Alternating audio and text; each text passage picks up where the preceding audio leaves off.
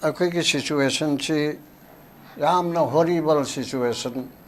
bad tegi worse in a lagraba. Hiram Kodimukta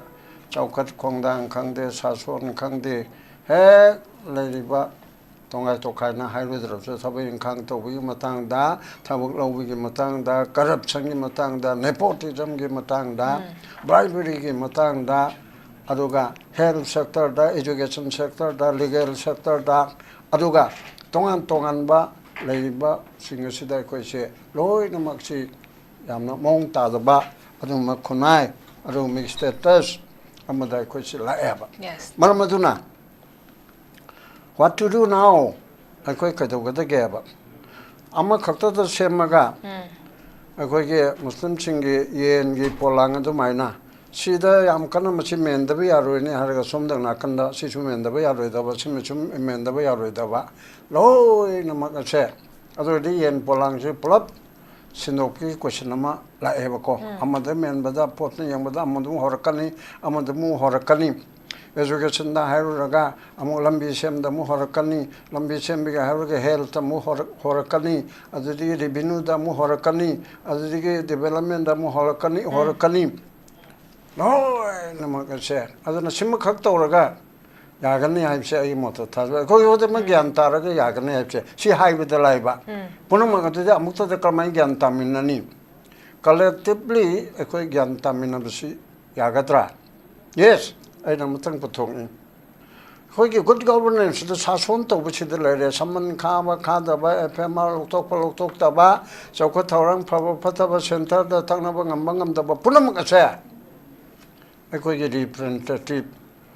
popular government Tamakadaba Ranti Wala Maroine elected Oiriba or Kadoba sing a say.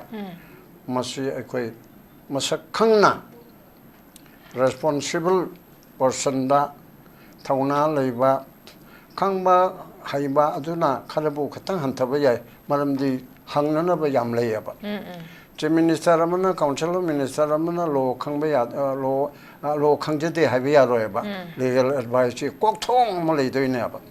Doctor Health Secretary Maramda, Isaac Kangjade Cabinet, or Jarabsu, Hividia Roeba, Maramdi, Health Minister Oribedo. Aduna, Dr. Punamaki advice, Long and Big Kolong Sabdo Panga, but likewise, review da Aduga PWD da Aduda. And Price Town Bago share advisor Mayam young with the Rinaba. Aduna, Larry Hataba Minister for the PI, MLA or BI, Aduga, Larry Hataba Mayam, the Mulata, Larry Hatablisha Mantri or BI, Ibu Pabu Amabdi, high share advisor Mayam, Buru Collect and Lady share IAS, IPS, State Kidana, MCS, MPS, then others. Lady Mayam Chinabago men I share. Adugo Miki go men do. Lusingba Prajana Pamba Mong the Punana Biginaba, political representative Mayam Ama, MLA Onola, MLA Mayam Si Manunda, Amuchi Minister Kalaga, Mantri Taramatoi, Toraga Puna Train Toy, La Ibise, a seat on Nabanaba. Aduna Punam Chitike Haurak from Sam. She Toraga Yane the Agimota the Yaroi. Discipline later Yane, you can't mind discipline later. As the judiciary is the Paraga Yane, in the riba, educative to na, came in the judiciary to Mupela or a Kadinaba. As the gay Amu legislature in a Karimta Kanadaraba, pin drop silent when Leraba, who usually Mukta, the assembly is suspended, or Benina later as no call. Later, the popular government of Pagera Parallel, the assembly, the session Koraga Kanabaya, Port Paudi, Yaidana. I do get a motor about the payaba. When three do Hani Gumna Patabano or Amano Oiro, Mayam Sigi Tatok Tashin Tona, but Mayam Sigi Tonam Bamse, popular government Oeva. Hojiki Kanakana Milan, Mayang Sason Mate Aiguman. Topic sida sumak yaraga le koi governor na ngarang phone to kibasi prime minister na to ki matik ka ki magi vision si makhada Manipur Paikhatlakpa campaign sing hariba campaign sing manungda ai kida khudam moina kradang panjarabada Swachh Bharat Abhiyan Nari Shakti Atmanirbhar Bharat Digital India Fit India Movement Aspirational Districts and Make in India hariba campaign sing se masisu yauri masinga mari lenana Churachandpur da khigi medical college ki matang so koi governor na uref yung tamkiba amadi nursing college sang thoki bagi pot am khas chulai but project se ke amrum sangai ke amrum su ke anoba pang paikhalang na ba uref yung tambagi pot se damak lairi adubu project haktana yarabra manipur ki core issue di kadai chat kharbagi habagi question sin news live se pam kamai thambini han bagi oina topic se di yamna phajaba hojiki haili ba pot se PM Modi Mityeng Makhada Manipur ki Chaokhat Thourang kaya Paikhatra Ngamle Governor PM Modi ki Mityeng Makhada Chaokhat Thourang che kari no hai ki bakhala dulai de adubu in the real sense of the term development raji da haraga metero na Chaokhat Thourang hai bichidi kari no kari bu Chaokhat Thourang koi yung kara saba project kara sangaba aduga kara na jatra hunba kari makara saga kokat pagi adubu development ko bra hoy adu chu pik kara ba chama thokpagi ama oraga chu development ai bisi aseng bada kari harim no logo ge chamda terminology che development it refers to the process of growth, progress, positive transformation of individuals, societies, economics, or even specific concept over time. It involves the importance in the quality of the life, economy, well-being, social welfare, and capabilities. Achinu chingba punamak asya development haibana. Development asi UN gi labor right to development asu adum mayak chengna yawraban. Aluga Indian Constitution gi Part 4 of the Constitution da directive principles of state policy haidana yawri bise. Asidasu development the welfare state ama oibigi wapam pali samna harabada article 38 ta state to secure a social order for the promotion of welfare of the people welfare state kaina haripse masigi nupi angangi samgatpagi sagatpagi aing mateng pibigi aduga karmain toraga welfare state mo oigadage haibedo sini chingba mayam se governance ama tonana begi principle se directive principle of state policy sida layaba aduga part 3 gi sina part 4 ni part 3 gi fundamental rights of the Indian citizen aduna citizen chingi fundamental right na ba aduna article 12 tagina 30 ga 4 5 phawba yawriche masina state kalaibu kawi state ki dagi na kalita when aduga 14 15 16 17 18 19 20 21 22 so right ma'am piri then maroina 19 piri 21 piri article 14 da right to equality piri religion ki dana 26 27 da piri adage mu remedy to article 32 da supreme court chappi piri si ma'am se fundamental right ni masidi law court challenge to be but directive principle of state policy shidi law court challenge to be de shidi principle na masi state na apply to raga mati welfare state se comment to ba adige karmaina aingi mating pege dege adige no pege right karmaina to honga de mon jiki directive principle state policy shidi ki law raga governance chalai ga dam na ba as well as World Bank ki governance side, what is governance side na piribato. Aduki to Lauraga, Maroon in the constitution, the piriba directive principles Lauraga, Mityeng Makhada to Chaokhat Thourang, Adubunaba. Aduna, Aduki Matang to the Hose, Masiki, Nainari Basida, Karikari Chokor Kundan, Raja Singi Ipanaba, Karitore, Hai Sida, Hindi da, Scheme Mama Paikhaтра, Madugi scheme Chingdo. Madu Chaurang flagship ki type ta sida si lay aidana pradhan mantri ki chahi humdram nga subagi adugi duda akogi moigi slogan haitare counseling gumba hagadra adu mi port ama thamjabana ba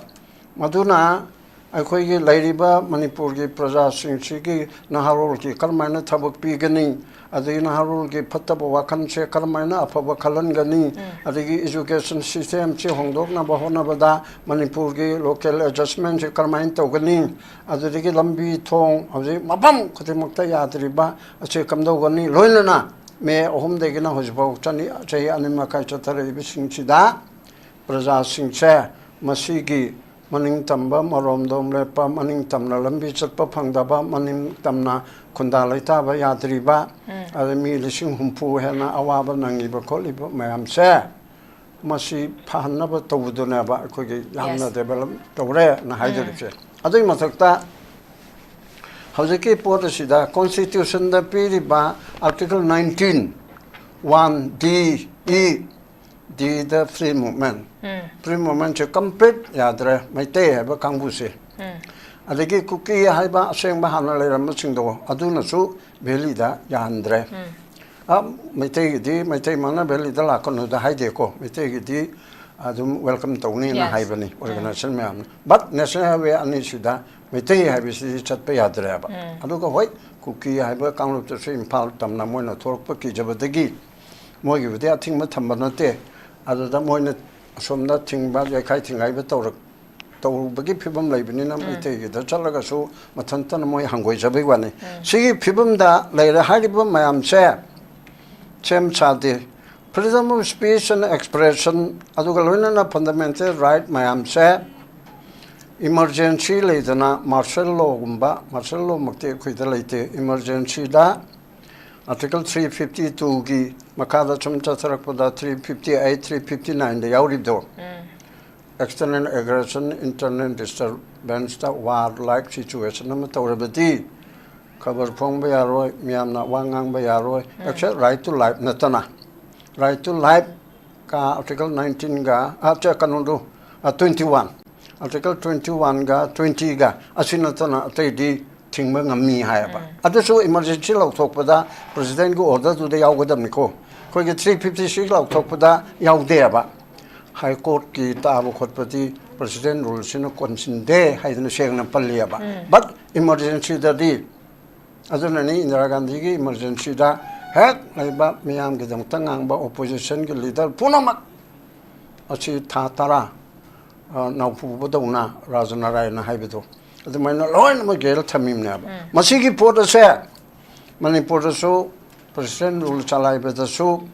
Chalai at the so, no Wangang Bayade, fundamental, I say Matam Kariko and suspend or Habisi later. Later Bado, Egypt, Labadona, Lambicha Puche and Makaya Hande.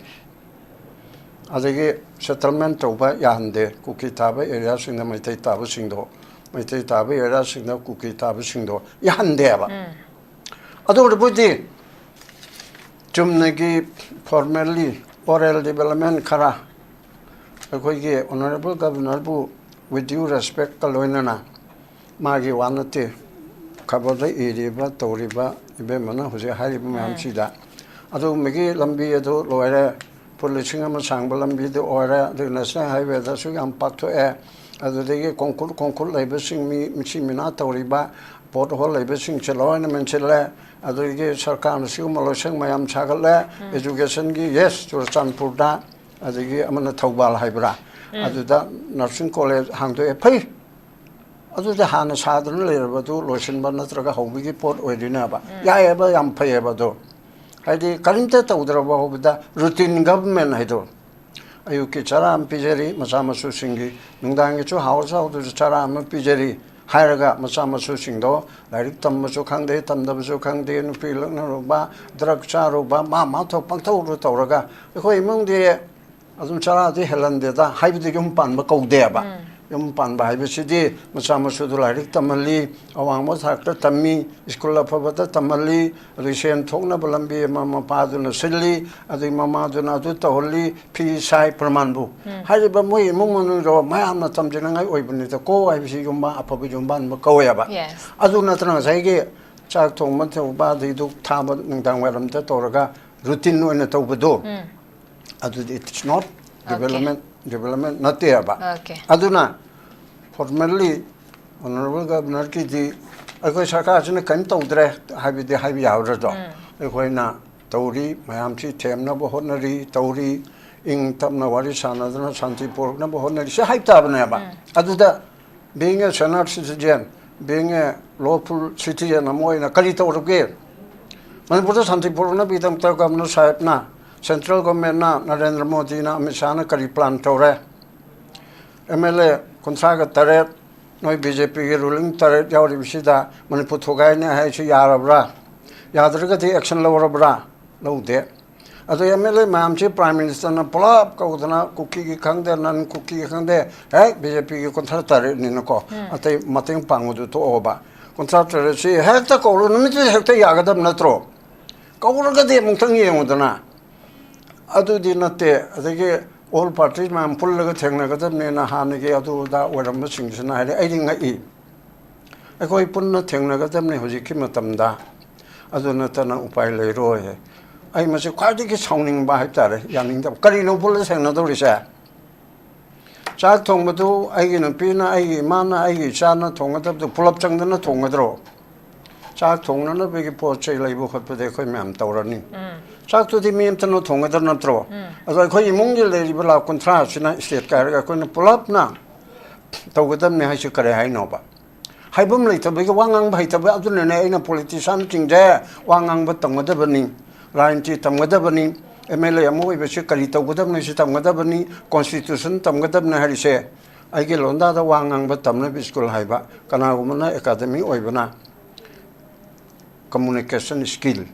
I di micham khangna ba yam lai na ha ba how to speak in public chi tamgada bani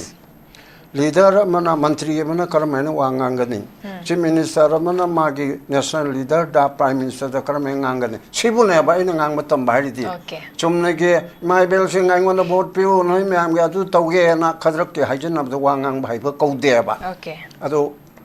akoi ge communication skill hagadam ni khara katang wangbalan language da Mantri morga karmai ngangani ranti wala ma ora karmai ngangani opposition ma ora karmai tawani ai ngasai de butari nupi macha film minister obe MP obe kangana idna BJP ge aduna Indira Gandhi saraga emergency haibra sai ai gu kina ha mana harak pane ai de Congress party ge emergency bu nokna ba karem katha na bi pangtau tawra haraga aduna te Indira Gandhi na chap chana tawro adoga Bajpayee gi unaba lakpa adoga Bajpayee na opposition leader ke na Indira ji kanu roida ka na harak da bani ga harak taba nang na masigi tamta chi tawiu madam na opposition gi da ai dai oige ka ai ba chi dai ka pu kam ninge ani sun kan ba that means mapan da ai BJP ni Indira na to wai aroi da bani ka lauri ba jan sangan ne lauri mi bido ade Indira na leipak ke ba ta tai ta ba wa khana ba ta mana party khana be wa phan du tha do ka tawi hari ba film do no so am tang yeng se ai su yeng kale adu gu mi gi mong da khoi chida to ga tam ne ba adu na han brown da ana thamning di honorable governor na hai ba boy na ke ti jam pb gwan te ai na khanja ba individual opinion da Chaokhat Thourang ase masidi chumne gi kanoma ko prime minister ki mapuk ni yes mai mapuk ni to no haiba nate Rajiv Gandhi ki tawi Indira ki to Mahatma Gandhi ki tawi mai level ko irabo ki tawi manipuri nation ki father haiba yabse adu mai na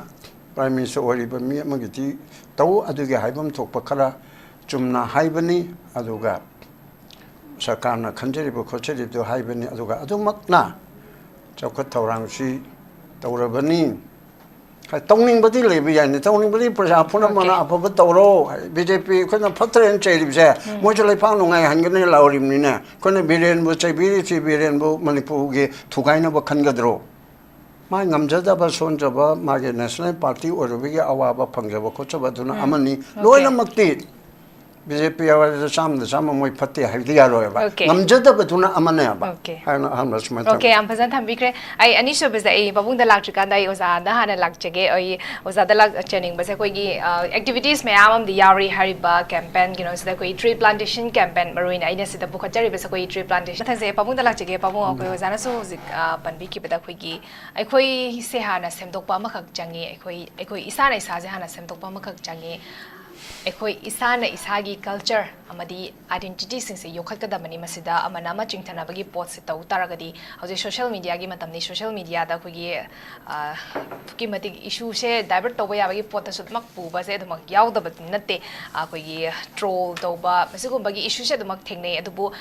masina khogi leiriba core issue se divert to ki ba ya bagi pot ama khak leibani na khoi masel sana punchela kan da khogi leader sing sinai khogi damak ta thabak to bira kan masi chaokhat ba khogi tangdu leita ba natraga na unity weba pot ama khak lak tori bani project yamam sangar ga so khoi isana isagi culture identity masi yokhat na bogna da taraga de madusu khogi afaba khongthang amadi oroi dori bani ene pabung lak chani wa pamu khogi adumak mayam so dum hainaraga sleri core issue gi matang adum khoi gi manipur gi context se hojik tangdu leita ba gi pose leita bani na hiram khudimakta any discussion khudimakta dum mang da taraga leriba conflict amadi core issues gi matang da dumak naina base masana ta bani project kaya maram sangaraga su khogi mamang da so khogi India gi prime minister na pan biki bada infiltration gi project masida compromise amata tawre ha ba fam se thamgre aduga khogi prime minister na manipur da la amba visitor ma matam da churchanpur gi public meeting da prime minister gi presence da khogi governor na phongdo ki basi illegal immigrants sing se na changa pa matam da khogi leifam khoi chang pa matam da khogi khoi ji changja fam pi no ha bagi port phaw da leiri wafam sing di phajabadi kyam marang phongdo ye khogi infiltration gi matang da illegal immigrants gi matang yam phongdoi but manipur gi context da manipur conflict se yang kan da di illegal immigrants ki char ba khut ama khak ti yawri bani masi gi matang da so kamai thami ni babu hojike Mary Bussing she quiz the issue tang hai le problem tang hai ba problem am chi oi na khamin na na bho na ba so chau bam so oi ra ba ni hai ba akhoi ki situation chi yam na horrible situation bad te gi worse in le kra ba hiram khode mukta Chaokhat Thourang khangde sason khangde he le ri ba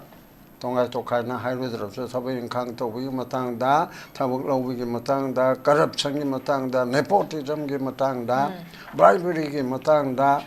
aduga health sector da education sector da legal sector da aduga tongan ba lei ba sing si da ko se loi na mak si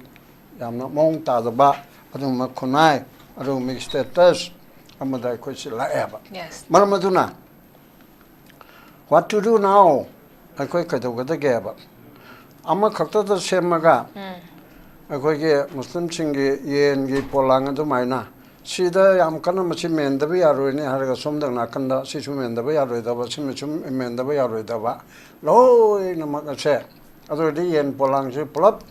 sinoki question ama la eba ko amada men bada pot ne yang bada amadu horakani amadu mu horakani education da haru raga amu lambi sem da mu horakani lambi sem bi haru ge health mu horakani adudi revenue da mu horakani adudi ge development da mu horakani no nama ka se aduna sim khak to raga yagani hai se ai mo ta tha ko yo de ma gyan ta raga yagani hai se si hai bi da lai ba punama ka de amuk ta de kamai gyan ta minani collectively ekoi gyan ta minabsi yagadra yes I am thankful for it. Hogi good governance the sason to which the lady summon kama kada ba FMR tok ta ba Chaokhat Thourang Pataba Center the Tangnabang Mangam the Punamaka. Representative popular government Tamakadaba Ranti Wala Maroine elected Oiriba or Kadoba sing a say. Masi Ekoi Masakangna responsible person da thauna leiba khangba haiba aduna kharabu khatang hantaba yai maramdi hangnana ba yam lei aba che minister amana council minister amana lo khangba ya lo khangje de haiba ya ro ba legal advice kok thong ma lei doi ne aba doctor ge health sector ge maramda aije khangje de cabinet ojarapsu haiba du ya ro ba maramdi health minister oribedo aduna doctor punamaki advice launana bi khulong sabdu phange ba likewise review da aduga pwd da aduda advice taunana ba government se advisor mayamna yong adurina ba aduna lari haitaba min su bole pe yai mla oi be yai aduga lari haitaba mayam de mulakta lari haitaba su mantri oi be yai ibu pabu bu ngamabdi hairip se advisor mayam bolo kole nan lairip se IAS, IPS, state kidana, MCS, MPS, then others. Let it be my amchinaba government harishe. Adugo Miki government do Lusingba Prasana Pamba Mong the Punana beginaba political representative Mayam Ama, MLA Onola MLA Mayamsi Manunda, Amuchi Minister Kalaga, Mantri Taramatoi, Toraga Puna Train Toy, La Ibise, Asita Onanabanaba. aduna porno makchidike haurak phamsa si tawraga yane da agi motade yaroi discipline leraga yane jo karmain discipline le doriba adike judiciary sidana pharaga yane do ingadoriba executive tuna kaim imbeda di judiciary so muk phelar ora kaduine ba adudake amu legislature sina kaim ta khanna daraba pin drop silent when leraba ujuji mukta the assembly is suspended we benina later no ko later the popular government to phagera forward later the assembly the session ko raga khana ba ya pot paudi yaidana adugi the mukta or about to pay ba mantri do hani gi gumna phatta no oiro amano oiro meam sigi tatok tasin tawna ba meam sigi thong nam bam se popular government sin oiba hojiki di kana milanda da mayang sason makte ai gumane de haningte center ge sason che lam sigi leiba miyoina natre ba ai gi umda ramdas ko bamna imu manung chalai banini aina leiba ai cha phatre man tawdo churupudi bazar de lakpa marwari gi macha ramdas ko bachne tawro suna haibu gumane ba adudi phatra ba ai gi chado warak na hey nang ne imung sin siluna 하이드나 차이드나 당드나 또 보고 페이버고 아두나 트래버 거 저리지 아두나 하우지키 시다 good governance 레나 바 rule of law 절나 바 호나 바 popular government 탐바 아두가 responsible and lawful representative 칸바 아두가 프라자기 lead together both ruling and opposition MLA representatives 하이베세 Moina number 1 da ruling 1 opposition 2 then represent tawdriba CPI adu da leiba mamchin 3 4 5 political class in mang thakadam na then CSO mayam maya pa bi maya intellectual mayam yes asina follow tawdam ne moye program policy jo lali chumi tawdam na ba aduna adai da sigumba manipur ki yamna mong ta da horrible oiba issue se Sida Mukta, I could put nothing like a dubney, she aside to high ruling Maria Hana Yadu or Mbada or Mbana Yam High Leva. Jumna High with the Toraganova. Yes. Political party, ma'am, say, Pullo. Hector Yabani, BJP, ruling party, Moina Chobadoli, the Nako, Hanage, former minister, Natra speaker, Natraga, Moy party, president, Congress Coro, ZDU Coro, CPI Coro, CPM Coro, Ozo Coro, Nimachalwan Coro. Asina chingmako dai ba mayam ko ai khoi manipur gi situation chita kano ma khana si sarkar le hana ba hairo ne noi opposition na chu sarkar popular government sem ngamade sem ngamdar ga di resign toro na haire ai khoi sem no chi noi na mateng pang bi yu odi unaru si mo chole ngamdre kang yadra adu kai la no ba le opposition mayam yauro CEO so mayam yauro daily chasi Hanage former minister in a little organ party president Toraga. She hybrid she does so color pangtopa yaroidrana. Yes. Yam yaganeba. Adu amata todana. Theoretician or na. I call ma'am see situation to the Hunagatabana Punchi Jai. What is this? These are nonsense never Iwakal good peta. aduna te ba punna na ba thabak to na pulla ga thengna ga dab ni bu ngasai so hai re ko mu repeat tore chak thong ma dai khoi mayam changna na thong we ri thum nya ka na ba ko amata na thong ga mayam na ma teng pang bu di ai o thum sin le re ari sing si da le re na tra ga gas si da le re ari amana sing cham jin biru ba du di ai ko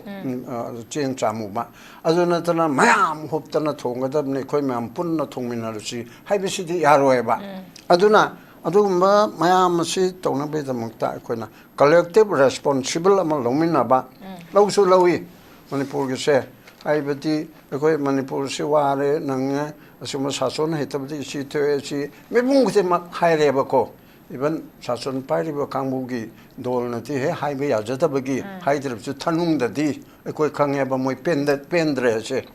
aduna adugumba mayam am lebe si da ecoina carito gudage and irolo with the aina tamning in the Sason Pariba Asina Mang Tadana. You did go Amadana Pagani Paro Edung Hakan to Oga. Ayama Angchitma Toraga delegation Tim Toraga BJP Manunda Haitareko Kona Pangera Pamuera Mana Moichi majority or Ribanina. No Marti leader Amanedana. Speaker bu hengera, Radhesham bu hengera, Vishwajit bu hengera, Prabhamani. I can't take him Changnate. Amma Oraga, Hanaga to Tauradu Hiramnina. Adu Torga, Amato and Torga, Dominaro Chayama Makai Padre. I said, Angam Makana Tauro, Yaman and Parani. I go Punamang, I Halana, I cook it to Tajade. Adu Kaitan. One step forward.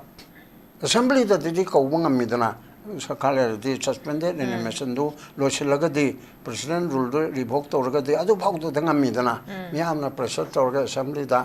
both ruling and opposition get Mela Signa, Haising Mayorga, Mayam Chitam Meraga, Mayam Punamakan in the Aquana, Kang the Constitution, Kang de Adu Kang de Haripse, Manung the Kang Mokong, Mayorum, Dorim Neba, Tabukta, a Kang Magi Tabuk to season at the big one neba, Kankatang, we begin one neba. Maramazuna. 지금 뭐 마음씨 여행하라가 프라자미암수 한느끼 떠오르거나 떠오래 떠오르거서 27들이 분나 메이크업 톡시 아코이 분나 막수 사이가 하리도 마이나 카노시 오르거노시 아픈 아코이 tumdana 레르거노시 아코이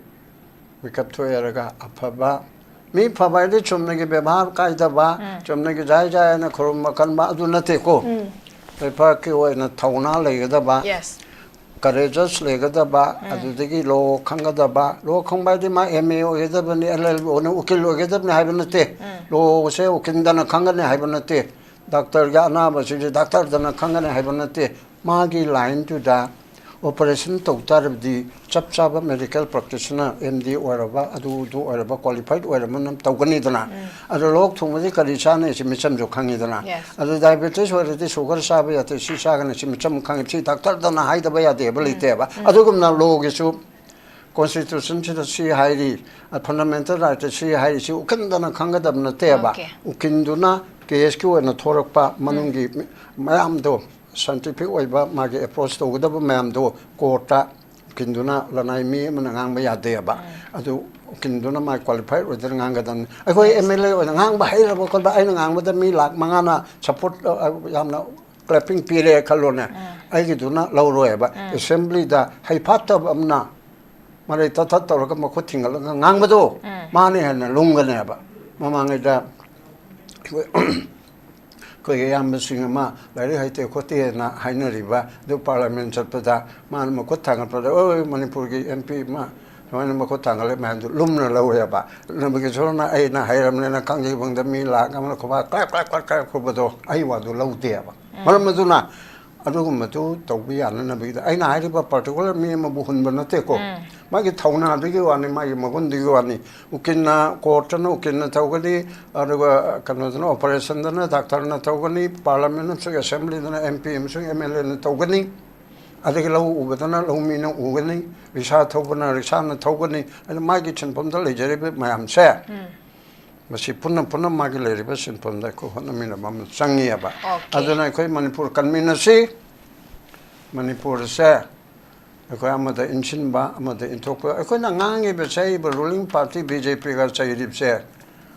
ꯑꯩꯒꯤ ꯍꯦꯛ ꯌꯦꯛꯅꯕ ꯑꯣꯏꯅ ꯅꯠꯇꯦꯅꯦ ꯍꯦꯛꯇ ꯉꯁꯤꯗꯒꯤ ꯍꯣꯡꯗꯣꯛꯄꯗꯅꯦ ꯑꯩꯈꯣꯏ ꯇꯧꯔꯅꯤ ꯗꯦꯜꯂꯤꯗ ꯆꯠꯂꯅꯤ ꯑꯩꯈꯣꯏ MLA 10 ꯅꯠꯇ꯭ꯔꯗꯤ ꯑꯩꯈꯣꯏ ꯍꯜꯂꯛꯑꯔꯣꯏ ꯍꯥꯏꯕꯅꯦ ꯑꯩ ꯄ꯭ꯔꯥꯏꯝ ꯃꯤꯅꯤꯁꯇꯔꯒꯤ ꯊꯣꯡꯒꯥꯜ ꯃꯃꯥꯡꯗ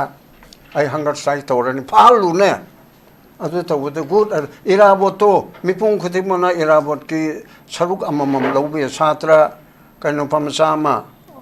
ꯑꯥꯒꯁꯠ 6ꯇ ꯆꯤꯇꯔꯟꯖꯟ ꯍꯥꯏꯅ ꯑꯃ ꯇꯧꯔꯦꯗꯅ ꯃꯥ ꯏꯔꯥꯕꯣꯠꯀꯤ ꯁꯝꯅꯥ ꯑꯃꯗꯤ ꯂꯧꯔꯕꯅꯤ ꯃꯥꯅ ꯃꯩ ꯊꯥꯗꯣꯛꯇꯅ ꯃꯊꯟꯇ ꯁꯤꯕ ꯉꯝꯕꯗꯣ